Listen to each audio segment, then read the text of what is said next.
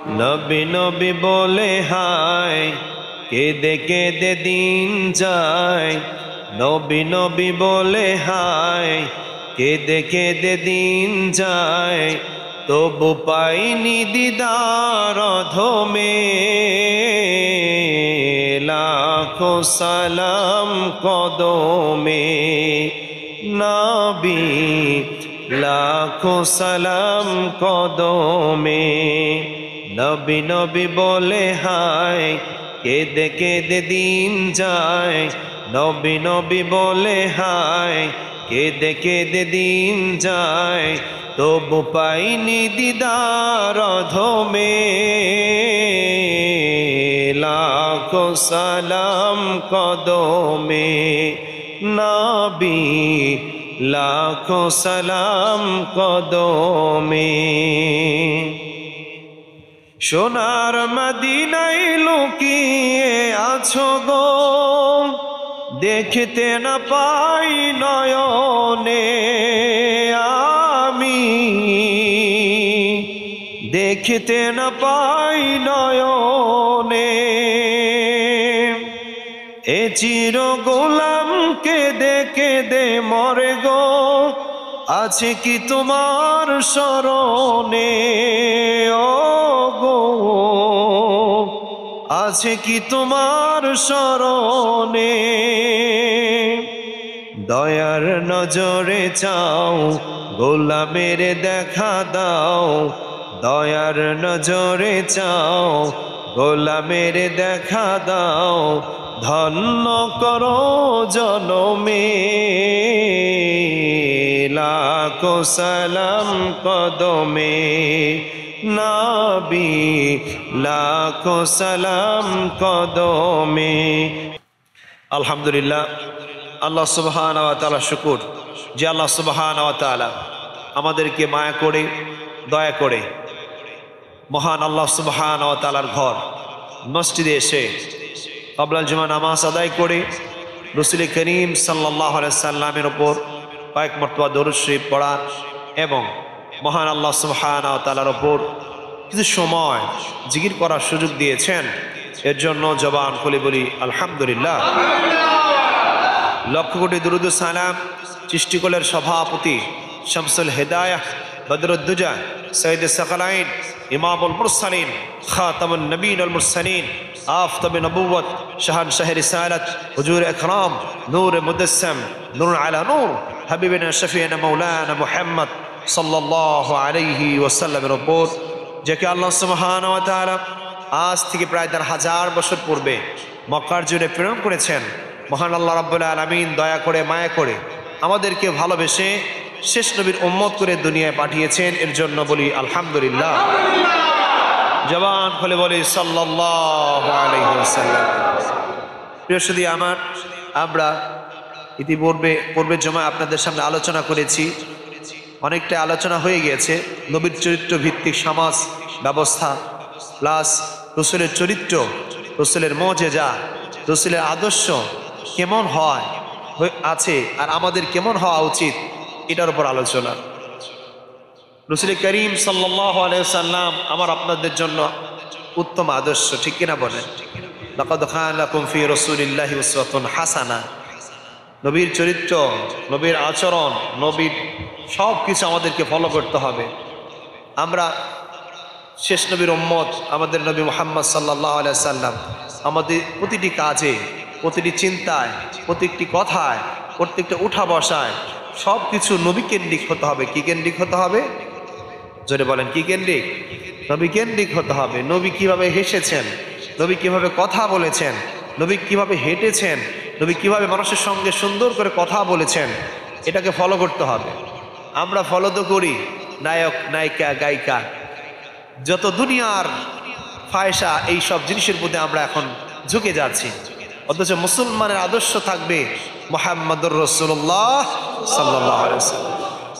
না হলে তো নবীর দরকার ছিল না। কোরআন নাজিল করতে আকাশ থেকে, কোরআন পড়ে পড়ে আমল করতাম। তাহলে বলতো না আমার ইবাদত যদি, আমাকে যদি ভালোবাসতে চাও নবীকে ভালোবাসো, আমাকে যদি পেতে চাও নবীকে ভালোবাসো, আমার এতাআত যদি করতে চাও নবীর এতাআত করো। এজন্য আমাদের প্রত্যেকটা কাজ আমাদের মডেল হিসাবে ফলো রাখতে হবে, কাজ করতে হবে। আমাদের কাজ কি নবীওয়ালা কাজ হচ্ছে কিনা, আমাদের কাজ নবীকেন্দ্রিক হচ্ছে কিনা, নবীর সুন্নাহ মাফিক হচ্ছে কিনা, নবীর আদর্শ মাফিক হচ্ছে কিনা। চেহারা আপনার সুন্নাহ থাকতে পারে, কিন্তু কলিজার ভিতরে নবীর আদর্শ না থাকলে চলবে? চলবে? তখন এমন হবে যে এই নবীর এই সিরাত সুরাত নিয়ে কোনো মানুষজন খারাপ কাজ করে, গালিটা তখন কাদের দেয়? মুসলমানদের দেয়। আপনার স্বার্থ আপনি হাসিল করেছেন, আপনার স্বার্থ আপনি হাসিল করেছেন, দাড়ি টুপি পড়ে আপনি বেঁচে গেলেন, মানুষ বিশ্বাস আপনাকে করেছে, কিন্তু শেষ মুহূর্তে এই কথা গালিটা কোথায় গিয়ে পড়ে? মুসলমানের উপর, নবীর উপর। ঠিক কিনা বলেন? এই জন্য বলতে হয়, এটা আজকের সমাজে অবস্থা এমন যে আলেম ওলামাদের চরিত্র নিয়ে এখন মানুষ আঙ্গুল তুলে কথা বলে। কথা ঠিক না? কথা বলা ঠিক কিনা বলে? কারণ হচ্ছে আলেম ওলামা উনি ভালো, আমি জানি, এলেম আছে জানি, তবে ওই আলেম ওলামার সেজেছেন ঠিক, কিন্তু নবীর চরিত্র তার সিনায় লালন করতে পারে নাই। এর জন্য সাধারণ মানুষ আজকে তাকে আঙ্গুল তুলে কথা বলছে। কেন করছে? দেখে আমিও চোর, আলেমরাও তো চোর। এটা কেন হয়েছে? এটা একমাত্র কারণ হলো আমরা সিরাত লেবাসে নবীর সুন্নাত ধরেছি, কিন্তু নবীর চরিত্র যেটা, সেই জিনিসটা আমরা ফলো করতে পারিনি। না কথাগুলো ভুল বলেছি? ভুল বলি নাই। এই কথাগুলি আজকে আসবে, পাশাপাশি নবীর মজে জানিয়ে কথা আসবে যে নবী আমাদেরকে কি শিক্ষা দিয়েছিল, কি শিক্ষা দিয়েছিল, কি আদর্শ শিক্ষা দিয়েছিল, আর আমরা কোথায় আছি। রসুলের ব্যাপার হাদিসে আসছে, সাহাবায়ে কেরাম বলছেন যখন মানুষ রাসূল সাল্লাল্লাহু আলাইহি সাল্লাম চলতেন, ওমা দরাবা আলাইহিস সালাতু ওয়াস সালাম শাইআন কাত্তু বিয়াদিহি, নবী কোনোদিন কোনো মানুষকে কি করে নাই?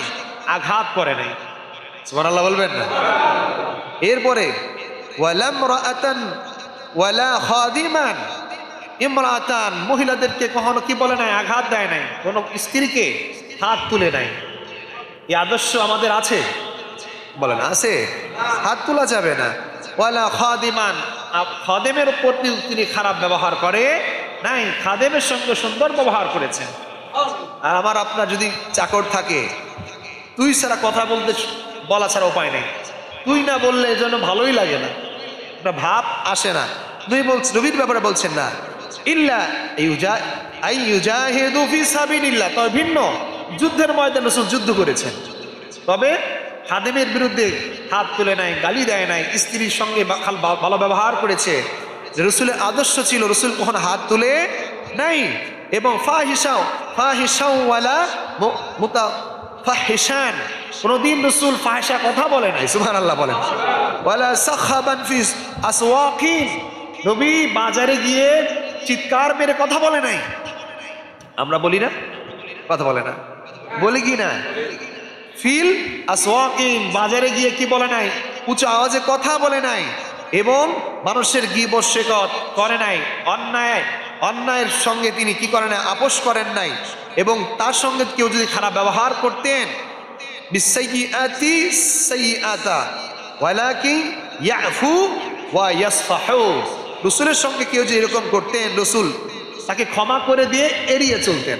সুবহানাল্লাহ। নবীর ব্যাপারে গীবত শিকায়ত করলে, গালি দিলে নবী এড়িয়ে চলতেন, আর যদি কানে আসতো নবী তাকে ক্ষমা করে দিতেন। সুবহানাল্লাহ বলবেন না? এই ছিল রাসূলের চরিত্র। হাদিসে আরো এসেছে, ইয়াউদু মারিদা, যদি কোনো মানুষ অসুস্থ থাকতো আগে দেখতে যেতেন। আমরা আশেপাশে অসুস্থ হলে দেখতে যাই না? দেখতে যাবেন, এখানে ফল থাকলে আপেল কমলা কিছু একটা নিয়ে যাবেন, না হয় বিস্কিট নিয়ে যাবেন, নিয়ে পাশে রুগীর বাড়িতে গিয়ে একটা সুন্নাহ আদায় করবেন। ইয়াউদুল মারিদা, রাসূল সাল্লাল্লাহু আলাইহি ওয়াসাল্লাম অসুস্থ ব্যক্তিকে দেখতে যেতেন। ওয়ায়াতবাউল জানাজাতা, মানুষ মৃত্যুবরণ করলে রাসূল মৃত্যু বাড়িতে যেতেন। সুবহানাল্লাহ। সান্ত্বনা দিতেন। ওয়াইজিবু দাওয়াতাল মামলুকি, যদি কৃতদাস গরিব মানুষ দাওয়াত দিতেন, নবী সেখানেও স্বতঃস্ফূর্তভাবে যেতেন। বলতেন না যে গরিব মানুষ খাওয়াতে পারবে না, কি না কি খাবার দিবে, যার দরকার নেই, এরকম না। নবী বলছেন, সাহাবায়ে কেরাম বলছেন, ওয়াইজিবু দাওয়াতাল মামলুকিন, যদি দারিদ্র হয় কিন্তু দাসের বাড়িতেও রাসূল দাওয়াতে যেতেন। সুবহানাল্লাহ বলবেন না? এটা নবীর চরিত্র।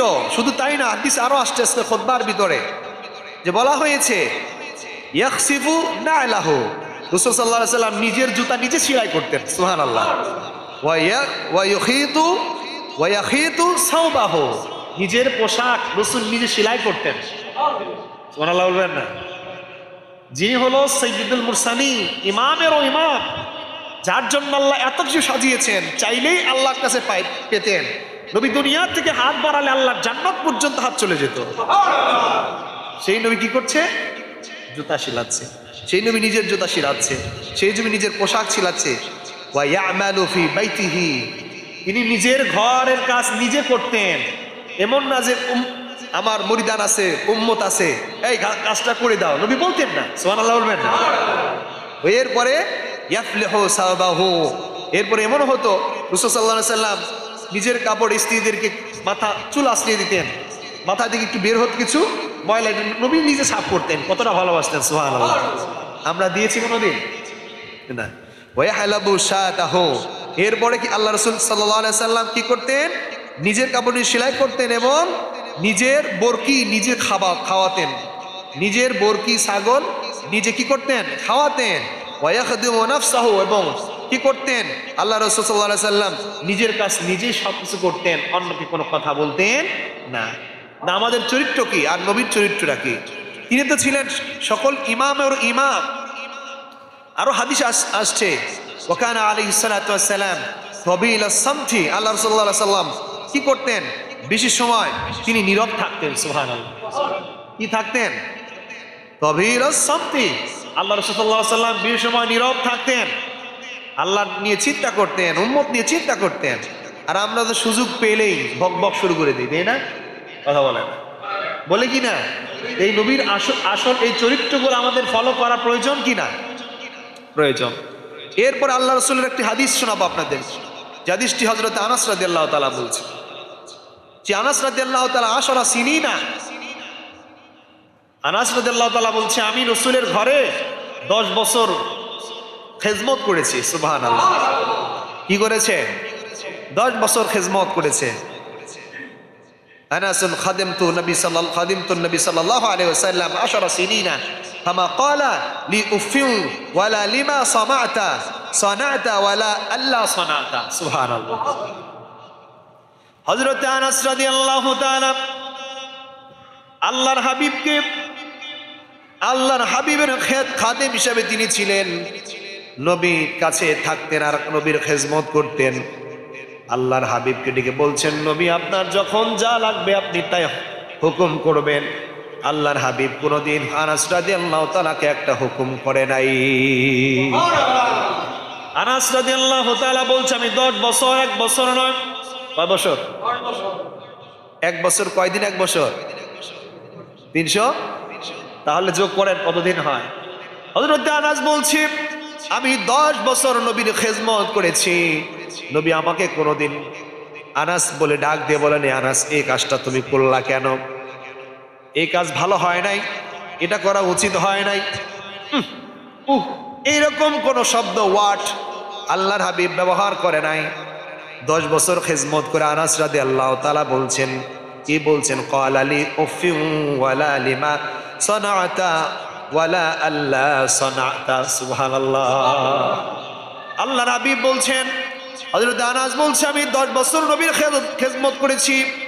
নবী কোনোদিন বলে কোনো শব্দ দেয় নাই। নবী কোনোদিন বলে নাই এই কাজটা ভালো হয় নাই। নবী কোনোদিন বলে নাই এই কাজটা কেমন হয়েছে, ভালো লাগছে না, এটা নবী বলে নাই। যতদিন আমি নবীর খেদমত করেছি, নবী আমার ব্যাপারে বলে শব্দ পর্যন্ত আমার সঙ্গে ব্যবহার করে নাই। এই নবীর কাছে মুসলমান হবে না, আমার আপনার কাছে হবে? কথা বলে না। 10 বছর আপনার খেদমত করলে আপনার দ্বারা 2-1টা গালি দিবেন না?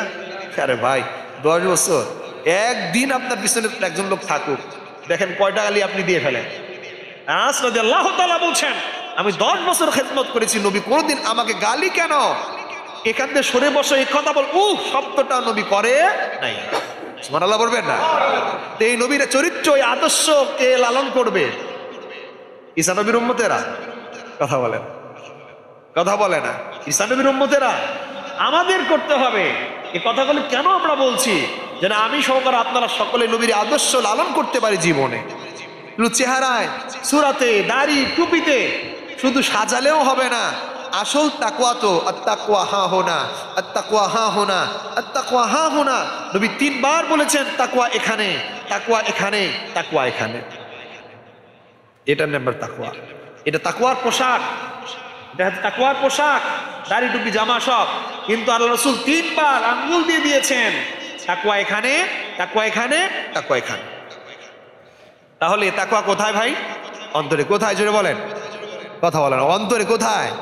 এই অন্তরটাকে ঠিক করতে হবে। পোশাক পরবেন, অন্তর ঠিক করতে হবে।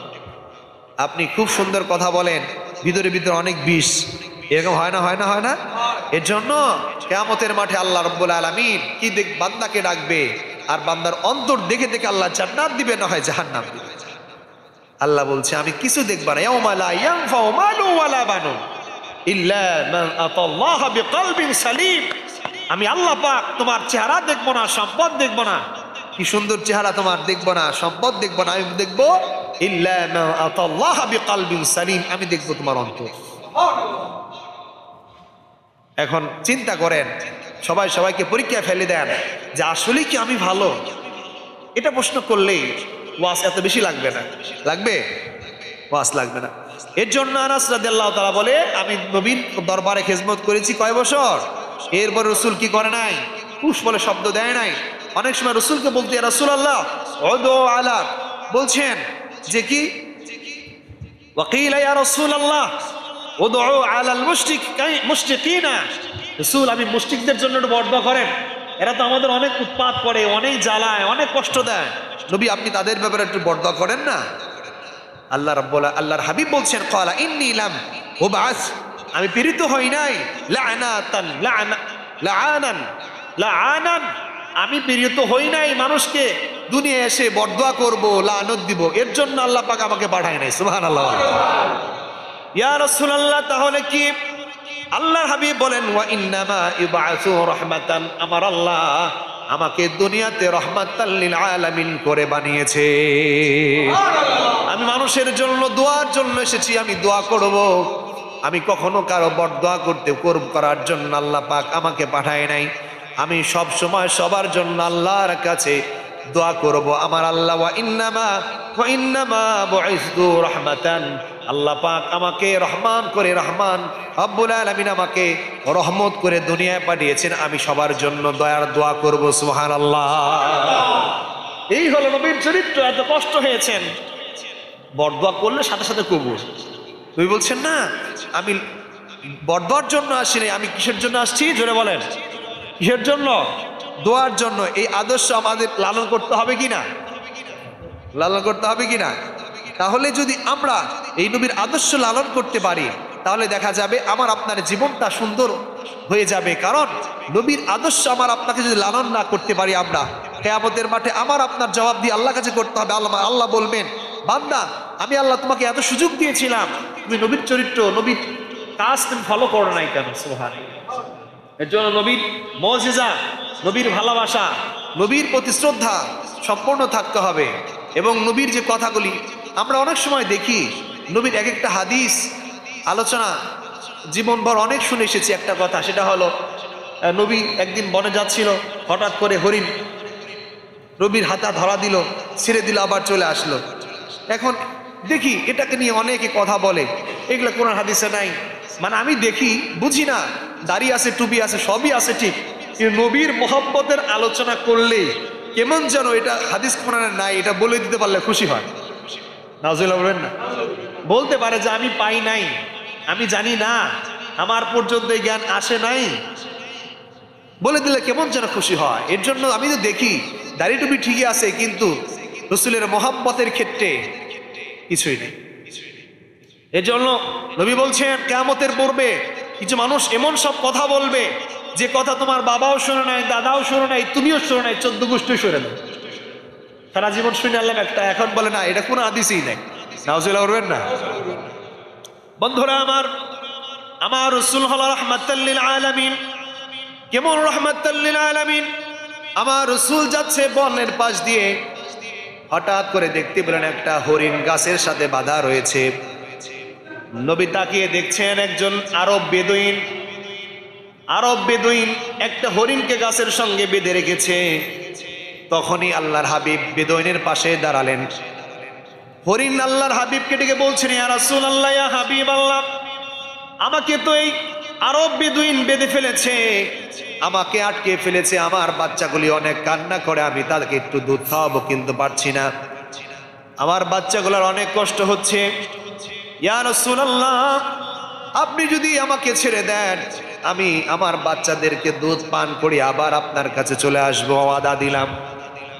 বেদুইন বুঝে না হরিণের ভাষা, কিন্তু নবী তো জানেন হরিণের ভাষা, কারণ আমার রাসূল শুধু আমার আপনার জন্য নবী নয়, সকল জিনেরও নবী, সকল ফেরেশতাদের নবী, সকল পয়গম্বরের নবীরও নবী, পশু পাখি থেকে শুরু করে সব মাখলুকাতের নবী হলো আমার আপনার নবী।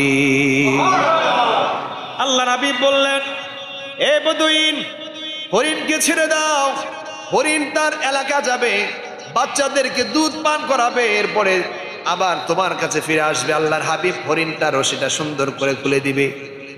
ইহুদি বেদুইনটিকে বলছেন, এটা কিভাবে সম্ভব? আপনি কি পাগল হলেন নাকি? হরিণ কখনো আবার ফিরে আসে নাকি? এই কথাটা আল খাসায়েসুল কুবরা কিতাবের ভিতরে ইমাম জালালউদ্দিন সূয়ুতী ২য় নাম্বার খণ্ড উল্লেখ করেছেন। 4 থেকে 5 জন রাবী হাদিসটি বর্ণনা করেছেন। এর ভিতরে একজন হলো উম্মে সালামা থেকে হাদিসটি এসেছেন। এই হাদিসটি ইমাম জালালউদ্দিন সূয়ুতী আল খাসায়েসুল কুবরার ভিতরে 2য় খণ্ডে উল্লেখ করেছেন। আল্লাহর হাবিব হরিণটাকে ছেড়ে দিলেন, হরিণটা চলে গেল। বেদুইন এইবার রাসূলকে সামনে নিয়ে দাঁড়িয়ে আছে, দেখে হরিণ আসে কিনা। কিছুক্ষণ পর দেখা গেল হরিণ চলে গেল। হরিণ তার বাচ্চাদেরকে ঠিক মতো দুধ পান করালেন। দুধ পান করিয়ে বলছেন, বাচ্চারা শোনো, আমি তো রসুলকে বন্ধক রেখে আমি তোমাদের দুধ খাওয়াতে এসেছি, অতএব তোমরা দুধ খেয়ে শেষ করে দাও, এরপরে আমি আবার রসুলের কাছে চলে যাব। বাচ্চাগুলি বলছে, মা, রসুলকে আটকে রেখে আমাদের দুধ খাওয়াতে আসছো, আমরা নবীকে কখনো দেখি নাই, চলো আমরা নবীকে দেখবো। হরিণ ডেকে বললেন, মা ডেকে বললেন, হরিণ রে শোনো, তোমরা গেলে তোমাদের বেঁধে ফেলবে। ডেকে বলছেন, মা, যেখানে আপনি থাকবেন না আমরা থেকে কি করবো, চলো। এইবার ছোট হরিণ গুলা নবীর সঙ্গে দেখা করার জন্য সামনে এসে দাঁড়িয়ে গেলেন। আল্লাহ নবী বেদুইনকে বলছেন, এই দেখো, এই সেই বাচ্চা যাকে তুমি ছেড়ে দিয়েছিলা, ওই হরিণের সঙ্গে আরো অনেক হরিণ চলে আসছে, কোনটা নিবা নাও, যেটা ইচ্ছে সেটা নিয়ে যাও। বেদুইন এইবার চোখের পানি ছেড়ে দিলেন, হায় আল্লাহ, এটা কিভাবে সম্ভব? আল্লাহ নবী বলেন, বেদুইন শোনো, এই সকল মাখলুকাতের আমি একজন নবী, আমি তাদের ভাষা জানি, অতএব এই সকল পাখিগুলি, এই সকল বনের জানোয়ারগুলি আমাকে সালাম দেয়, আমাকে ভালোবাসে, তোমার যেটা লাগবে নিয়ে যাও, তাদের কোনো দুঃখ নাই। সব কথা শুনবে, তোমার বাবাও শুনে নাই, তুমি শুনে নাই, তোমার 14 গোষ্ঠী শুনে নাই। আমরা শুনলাম কি, এখন বলে এগুলা কিচ্ছু নাই।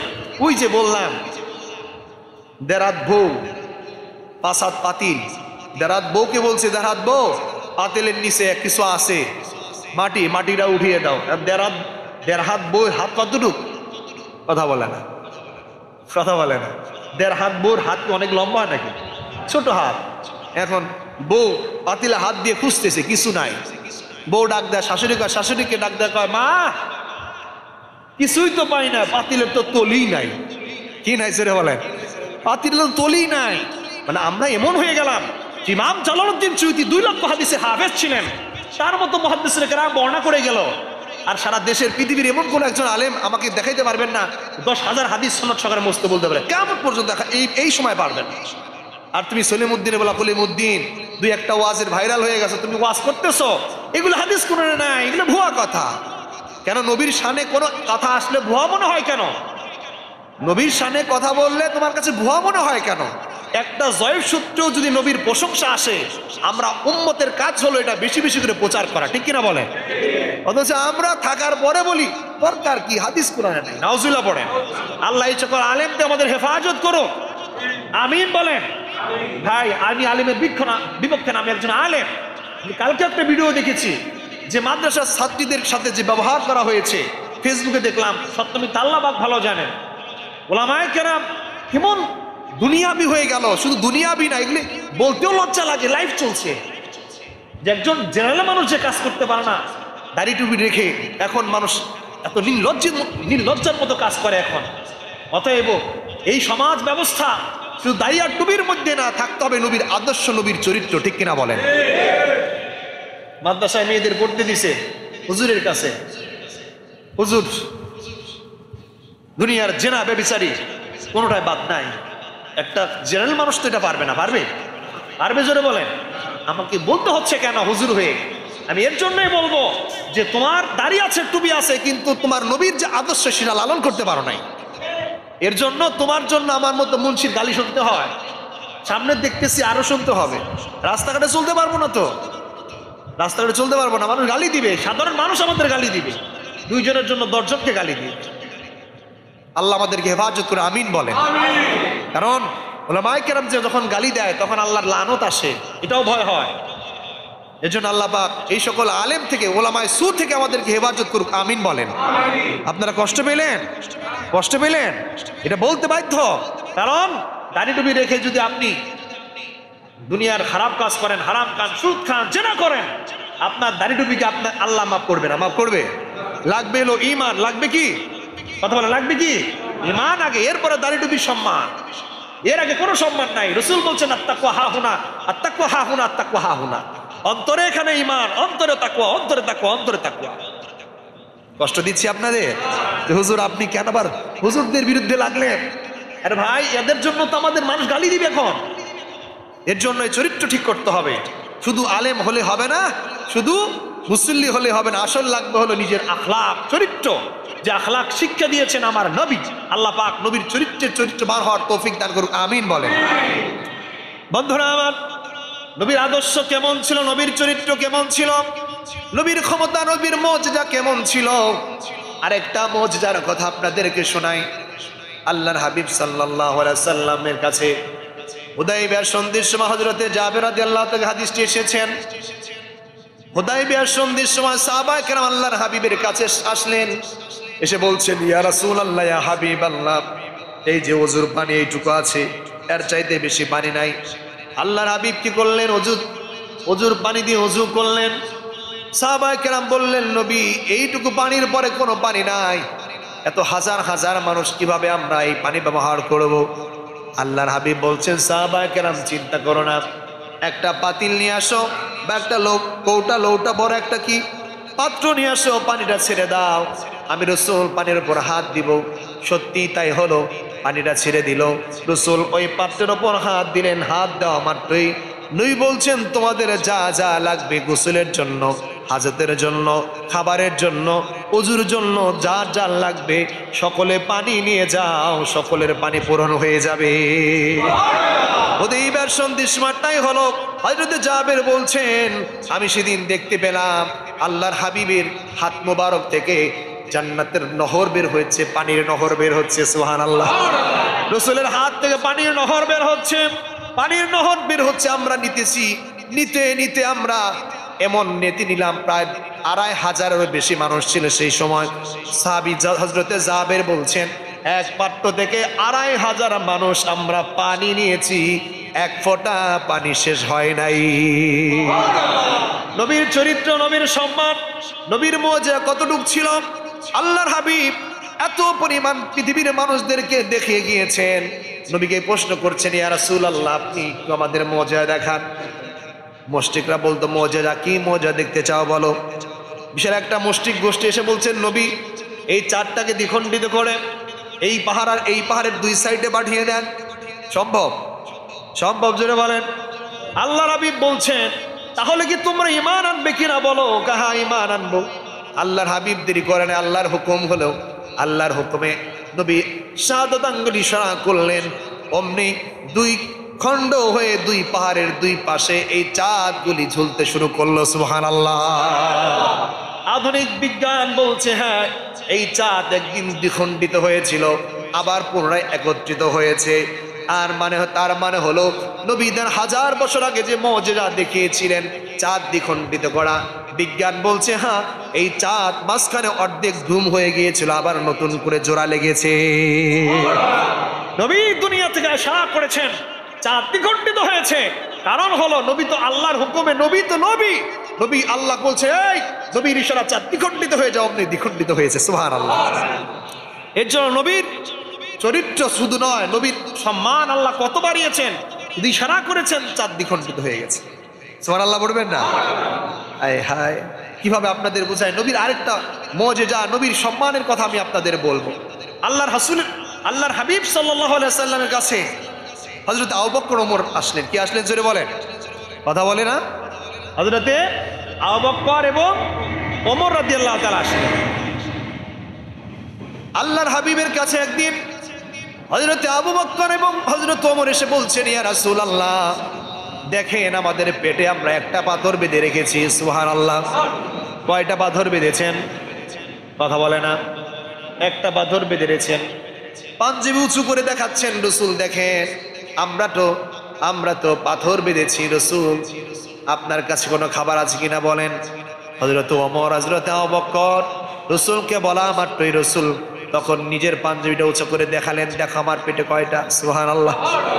নবীকে দেখা গেল নবীর পেটে 2টা পাথর বেঁধে রেখেছে। মদিনার সেই অবস্থা এমন ছিল, হযরত আবু বকর ওমর আল্লাহ রাসূলকে বলছেন ইয়া রাসূলুল্লাহ ইয়া হাবিবাল্লাহ আমি একজন সাহাবীর বাড়িতে অনেক খেজুর দেখে আসছি, নবী আপনি যদি অনুমতি দেন তাহলে আমরা 3 জন মিলে যাব। আর 3 জন মিলে গেলে তো কেউ না করবে না, না করবে, যারা বলেন না করবে। একটা হলো রাহমাতাল লিল আলামিন, আর 2 জন হলো প্রথম খলিফা যাকে আমার আল্লাহ এত ভালোবাসেন, 2 জন আবু বকর ওমর। 2 জন এবং নবীকে মিলে বলছেন নবী চলেন। সেই সাহাবীর নাম মিকদা ইবনে আসওয়াদের ঘরে গেলেন। মিকদা ইবনে আসওয়াদের ঘরে আমি অনেক খেজুর দেখেছি। আবু বকর ওমর বলা মাত্রই নবী 2 জনকে নিয়ে চললেন মিকদা ইবনে আসওয়াদের বাড়িতে। মিকদা ইবনে আসওয়াদের বাড়িতে গিয়ে সালাম দিলেন। মিকদা ইবনে আসওয়াদ বের হলেন, ইয়া রাসূলুল্লাহ আমার দরবারে আপনি কিভাবে আপনাকে আমি আপনার আপ্যায়ন করতে পারি। আল্লাহর হাবিব বলেন মিকদা আমি শুনেছি তোমার বাড়িতে অনেক খেজুর রয়েছে, আমাদের তো পেটে অনেক খিদা। আবু বকরের মনে অনেক পেটে খিদা, ওমরের পেটে অনেক খিদা, তাহলে দাও হাদিয়া দাও, আমরা খেজুর খাবো, অনেক ক্ষুধা লেগেছে। তখনই মেঘদা ঘরে গিয়ে হাওমা করে কাঁদতে শুরু করলে। আল্লাহর হাবিব বাহির দিয়ে ডেকে বলছেন মেঘদা কেন তুমি বারবার এইরকম বলে হাওমা করে কাঁদছো, ঘরের ভিতরে বের হয়ে আসো। এইবার বের হয়ে আসলেন, এসে আল্লাহ রাসূলের কদমে কেঁদে দিয়ে বললেন ইয়া রাসূলুল্লাহ ইয়া হাবিবাল্লাহ কিভাবে আপনাকে না করি যে খেজুর নাই। নবী খেজুর তো আমার বাড়িতে অনেক ছিল, আমি মদিনায় যখন দেখতে পেলাম মদিনার মানুষ না খেয়ে পড়ে গেছে। মদিনার প্রত্যেকটি শিশুগুলি কাঁদতেছে খাবারের জন্য, মা বোনগুলি কাঁদতেছে খাবারের জন্য, সবাই যেমন পাগল হয়ে গেছে খাবারের জন্য। আমি এটা দেখে সহ্য করতে পারি নাই। আমি সকালে আমার সব খেজুর একটা একটা করে সবার বাড়িতে পৌঁছে দিয়েছি। নবী আমার পেটেও খোদা, আমি খেজুর খাই নাই। আল্লাহ হাবিবের কথা শুনে আল্লাহর হাবিবের চোখে পানি চলে আসলো যে মিকদাদ তার বাড়িতে এত খেজুর থাকার পরেও নিজে না খেয়ে সবাইকে বিলি করে দিয়েছে, কিন্তু নিজের জন্য রাখে নাই।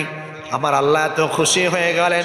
আমার আল্লাহ মিকদাকে বললেন মিকদা এই যে আমার মাথার উপর একটা রুমাল, এই রুমাল নিয়ে আশেপাশে কোনো খেজুর গাছ আছে কিনা বলো। হ্যাঁ আছে। রাসূল খেজুর গাছ আছে, কিন্তু খেজুর তেমন ভালো না, গাছটা কেমন যেন মরা মরা ধরে গেছে। সুবহানাল্লাহ। আল্লাহর হাবিব বলেন যাও দেরি করো না, এই যে পাগড়িটা দিলাম, মাথার রুমাল দিলাম, যাও গাছের নিচে নিচে বিছিয়ে দাও আর বলো রাহমাতাল লিল আলামিন আমার আল্লাহর হুকুমে আখিরে পয়গম্বর খেজুর চেয়েছে, গাছ তুমি খেজুর দাও। সুবহানাল্লাহ। আল্লাহর হাবিবের মাথার রুমাল নিয়ে সাহাবায়ে কেরাম সাহাবী মিকদাদ যখন গাছের নিচে বিছিয়ে দিলেন আর বললেন গাছ রে, আল্লাহ পাক তার নবী, আল্লাহর হুকুম হয়েছে, আল্লাহ পাক রব্বুল আলামিন চাচ্ছে তার নবীকে খেজুর খাওয়াবে। নবী চাচ্ছে খেজুর গাছ তুমি খেজুর দাও। মিকদাদ বলে আমি গাছের নিচে বিছিয়ে দিলাম। কিছুক্ষণ পরেই দেখতে পেলাম কিভাবে যেন এমনি এমনি গাছটা তাজা হয়ে গেল, ফল ধরতে শুরু করলো। সুবহানাল্লাহ। কিছুক্ষণ পর দেরি করতে করতে দেখলাম এই গাছ থেকে একটা একটা করে শুকনা খেজুর ঠিক রসুলের মাথার দেওয়া কাপড়ের ওপর, রুমালের ওপর পড়তেছে। যেরকম সুবহানাল্লাহ, একটা একটা করে পড়তেছে। আমি অবাক হয়ে গেলাম। আমি অনেক যখন হয়ে গেল, আমি কাপড়টাকে গুছিয়ে নিয়ে আমার রসুলের দরবারে হাজির হয়ে গেলাম। সুবহানাল্লাহ। আল্লাহ হাবিব বললেন, আমি একদা শোনো কি হয়েছে। ইয়া রাসূলুল্লাহ, গাছের নিকট আমি বিছিয়ে দিয়েছিলাম, একটা একটা করে ধাপে ধাপে গাছটা বড় হয়ে গেল, গাছটা সজীব হয়ে গেল, গাছটা তাজা হয়ে গেল। এরপরে আল্লাহর হুকুম হয়ে গেল, খেজুর পড়তে শুরু করলো। আমি রুমালটা নিয়ে আসলাম। আল্লাহর হাবিব বলেন, মিকদারে যে রুমালটা বিছিয়েছিল, যতদিন বিছিয়ে থাকতো রুমাল, ততদিন আল্লাহর হুকুমে গাছ থেকে খেজুর পড়তেই থাকতো, পড়তেই থাকতো। সুবহানাল্লাহ। মিকদার, তুমি যখন রুমালটা গুছিয়ে নিয়ে এসেছো, অমনি আল্লাহ পাক গাছের সবকিছুকে আবার স্টপ করে দিয়েছেন। সুবহানাল্লাহ। আমার রাসূল নিজে খেলেন, আবু বকরের মুখে তুলে দিলেন, ওমরের মুখে তুলে দিলেন, সাহাবীদেরকে তুলে দিলেন মুখে। কারণ আমার আল্লাহ রাব্বুল আলামিন তার নবীকে পাঠিয়েছেন বরদোয়া দেওয়ার জন্য না, কষ্ট দেওয়ার জন্য না। আমার রাসূল বলেছেন, আমি এসেছি উম্মতের জন্য আল্লাহর পক্ষ থেকে রাহমাতাল লিল আলামিন হিসাবে। আমি কষ্ট দিতে আসি নাই, আমি দোয়া করতে আসছি। রাহমাতাল লিল আলামিন করে আমাকে পাঠিয়েছেন। আলহামদুলিল্লাহ পড়েন। এর যে নবী এমন যে ছোট একটা বরকি, যে বরকি এত ছোট, বরকিটা বাচ্চাই হয় নাই, বাচ্চা না হলে ওই বরকির দুধ হয়, দুধ হয়। নবী বলছেন, বরকির নিয়ে আসো, অনেক ক্ষুধা লাগছে। তো নবী বরকির পিঠে হাত বুলিয়ে দিয়েছেন, সঙ্গে সঙ্গে সাহাবায়ে কেরাম হযরত আবু বকর নিচে ধরেছেন, রাসূল নিজ হাতে দুধ দহন করেছেন। সুবহানাল্লাহ বলবেন না? নবী খেয়েছেন এবং নবীর স্ত্রীদের ঘরে পর্যন্ত এই দুধ পৌঁছে দিয়েছেন। এমন পেয়েছি আমরা নবী, যে নবী হলো রাহমাতাল লিল আলামিন। নবীর চরিত্র আমাকে আপনাকে ফলো করতে হবে। এই নবীর কথাগুলি আমরা কেন বলি, নবীর সম্মানের কথা কেন বলি? কারণ আমরা সেই সম্মানী নবীর সম্মানী উম্মত হয়ে আমরা এই দুনিয়াতে যে পরিমাণ অপকর্ম করছি, কিয়ামতের মাঠে নবী যদি বলে এটা আমার উম্মত না, কোনো উপায় আছে? উপায় আছে? এর জন্য আমাদের প্রত্যেকটা কাজ হতে হবে নবীওয়ালা। কি কাজ হতে হবে? নবীর মাথায় টুপি থাকতে হবে, দাড়ি যেমন থাকতে হবে, পাগড়ি থাকতে হবে, জুব্বা থাকতে হবে, নবীর সুন্নাহ মেসওয়াক থাকতে হবে যেমন, তেমন আপনার দিলের ভিতরে তাকওয়া, আপনার চরিত্রকে আমার আপনাকে পরিবর্তন করতে হবে। সব আছে কিন্তু আমার আপনার দিল ভালো না, সব আছে চরিত্র ভালো না, সব আছে আমার ভিতর শয়তানি, তাহলে এই দেল আপনাকে জান্নাত দিবে না, এই দেল আপনাকে ধনাস খাওয়াই দিবে। কারণ আমার আল্লাহ তো নিজেই বলেছেন, ইয়াউমা লা ইয়ানফাউ মালু ওয়ালা বানুন। আমি আল্লাহ পাক তোমার মাল দেখবো না, সন্তানদের দেখবো না, জেসেম তোমার চেহারা স্ট্রাকচার দেখবো না, আমি আল্লাহ দেখবো ইল্লা মা আতাল্লাহ বিকলবিন সালিম। আমি আল্লাহ পাক দেখবো বান্দা তোমার অন্তর। কি দেখবে জোরে বলেন? অন্তর দেখবে। এখন অন্তর ভালো করতে যায় কি এখন সুন্নত সব ছেড়ে দিবেন? জোরে বলেন, ছেড়ে দিবেন? হ্যাঁ, এটাও লাগবে, এটা তাকওয়া, তাকওয়ার পোশাক, কিন্তু তাকওয়া হলো অন্তরে। এর জন্য আমাদেরকে এমন ভালো হতে হবে যে চরিত্র দেখে একজন মানুষ খুশি হবে, না মানুষটা তো ভালো, এই লোকটা তো নবীর চরিত্রবান। সুবহানাল্লাহ।